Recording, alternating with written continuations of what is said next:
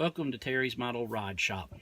Today we're going to pin mirrors and door handles on a 55 Chevrolet, because I pulled out this Revell 55 Chevrolet to do my last video on Tamiya smoke and realized that one of the mirror and one of the door handles is falling off because I did not pin them when I built it.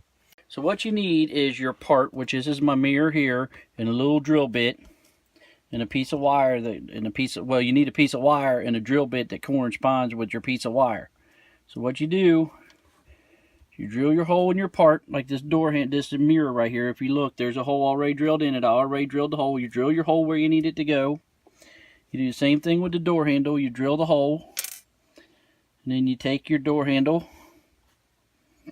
and you dip your wire in glue, and you stick the wire in the hole, let it dry there for a second, and then we'll put it on the car.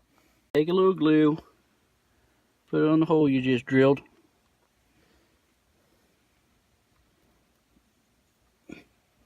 That's a little bit too much, but that'll be alright.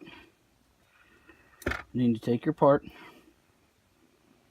stick your pin in your hole, and let it dry. And that's your mirror, and then we're going to do the door handle on the other side. So take your door handle. I'm going to do this one a little bit different because it's so small. Pick it up with a pair of tweezers. You just stick your wire in the glue to get a little bit of glue on the wire. Then you stick it in the hole. And there it is. Now that door handle won't pop back off next time I put it back in the box.